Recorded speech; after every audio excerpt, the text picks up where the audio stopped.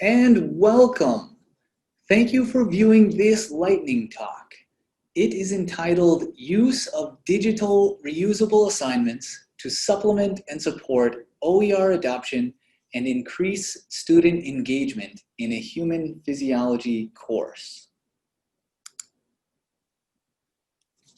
The work is the result of a collaboration between me, Jonathan Holz, an Associate Professor of Instruction, and Moriana Garcia, the STEM and Scholarly Communications Librarian. And we both work at the University of Rochester. This is our first time collaborating on OER, and we started preparation months in advance of the course start time to give us time to search and evaluate and acquire multi-user online supplementary materials, and also to discuss assignment and assessment design. Research indicated that adoption of OER can decrease students' costs while increasing text utilization and beneficial outcomes. In support of that, we've included a YouTube video containing an interview in which we discuss our reasoning and promising early results at greater depth. However, we found that it wasn't always easy to access high-quality OER ancillary materials, especially images and videos, to supplement the OER textbook content. And this seemed to be particularly striking for this physiology class. Given those axioms, we set the following goals. By having students complete assignments that find or generate OER, we could increase depth of student engagement with the material, crowdsource the improvement and supplementation of the text, and increase the perceived utility of the assignment to the students. In hopes of attaining those goals, two types of assignment were created: individual assignments and a group project. In the individual assignments, students researched a major theme or topic and located images or videos that demonstrated or informed that principle. In the group project, students worked together to generate novel media to convey information about a major topic or theme.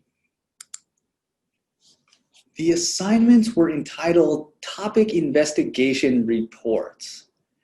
In this example, the student found both an open access image and open access video delineating their topic. The topic was resting membrane potential, and the student received bonus points for finding open access materials. The assignment prompt for the group project was as follows. For this report, you must work in a group of 3 to 4 students. As a group, you will work collectively to generate some media that conveys the information of your topic. This could be a simple figure or video, but additional possibilities include comic strips, podcasts, songs, or other media. And students did, in fact, generate a variety of media. They made comic strips, posters. They even designed and gave their own lecture, which is shown here.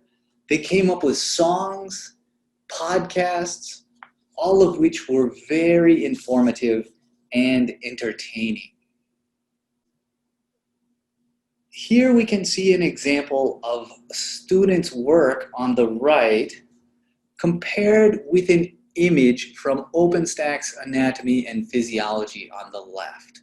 And that is the text that we have adopted. This image on the right could serve to reinforce or offer an alternative means of gaining understanding to future students. Half of the grading rubric for the group project is shown here. The rubric with respect to media generation was designed to encourage creativity and reward projects that work to engage students and clarify information. Hi everybody, my name is Moriana Garcia and I am the biology librarian. I will describe the type of library support that the students had during the course and some of the outcomes. In the very beginning of the course, I visited the class to show students how to find open access materials in the library collection. In addition, students had access to a course guide with tutorials on how to find open access resources on the internet, including open access videos in YouTube. Students were also encouraged to reach out to me for one-on-one consultations, and I offered to check the rights of their selected resources to verify that they were indeed open access. And several students did contact me through email or we met face-to-face. Finally, we offered a required 30-minute class to discuss the final group project, their rights as authors, and the possibility of sharing their work through a Creative Commons license. It was during the 30-minute class that we distributed a release form to students individually to request permission to reuse and share their work according to FERPA regulations. The form had 4 parts: permission to the university, permission for third parties, a choice of CC licenses, and a choice of name, including the possibility of remaining anonymous. Students' choice remained closed until all grading was done. The problem with using an individual form was that for the group project, we ended up sometimes with 5 different permissions for the same work. At the time of the class, I encouraged the students to discuss the permissions with their group and told them I would assign the most restrictive choice to the full work.